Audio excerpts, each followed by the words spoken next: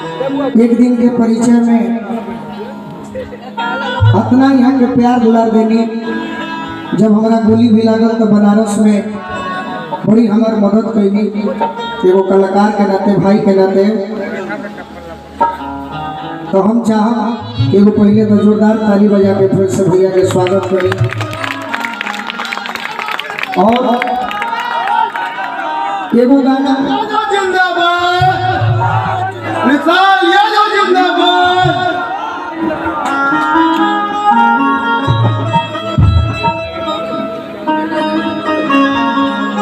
ये गाना जब चुनावी मैदान में भैया खड़ा रहने तो भैया के आदेश आई रहे थे, वो गाना हम गौले रही।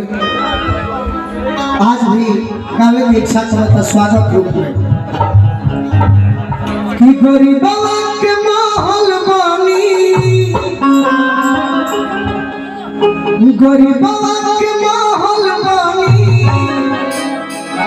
पत्नी पति के सिखावत है रही ना मड़ाइया सैया ओइले री मलाल भैया ए सैया ओइले री मलाल भैया ए सैया गरीबवा के महल बनी रही ना मड़ाइया सैया गरीबवा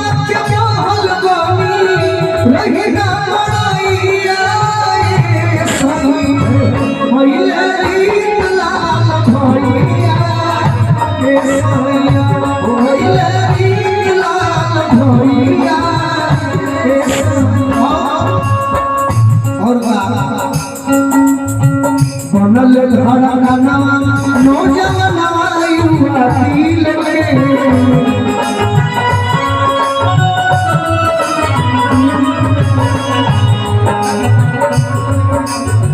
बनल धड़कनवा नौजवानवा युवा दिल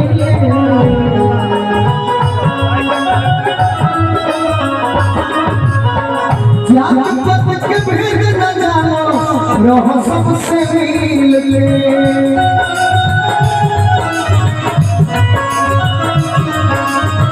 जात पात के भेद न जानो रह सबसे मिल के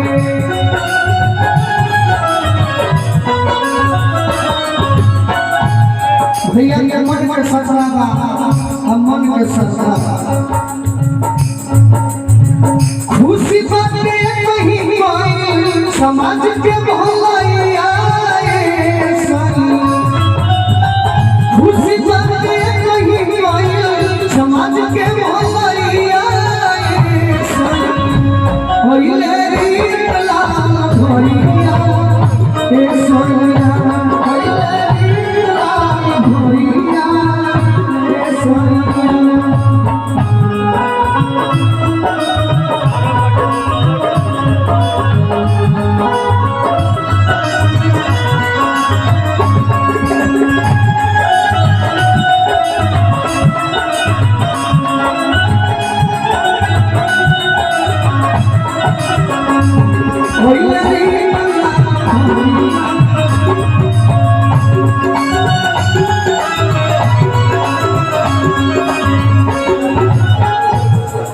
सोचिए संजू यादव और माननीय विधायक जी की ओर से बहुत बहुत आशीर्वाद मिला। बार बार प्रणाम, आशीर्वाद की प्रतीक्षा बहुत बड़ी। और हमारे मंजू भैया, धीरज चाचा, सुरेंद्र मामा, सबका दिल से हम स्वागत करते हैं। बहुत बड़ी छात्र लोगों के सामने धड़कना युवा दिल में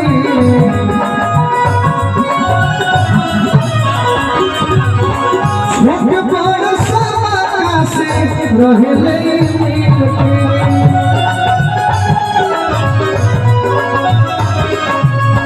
छोट बड़ सबका से रहले मिल के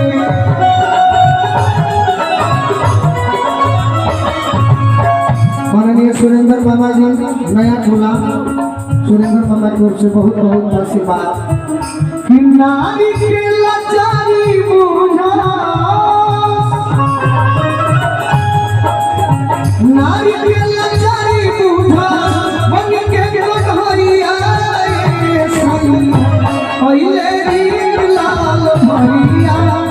ए सोनिया ओइले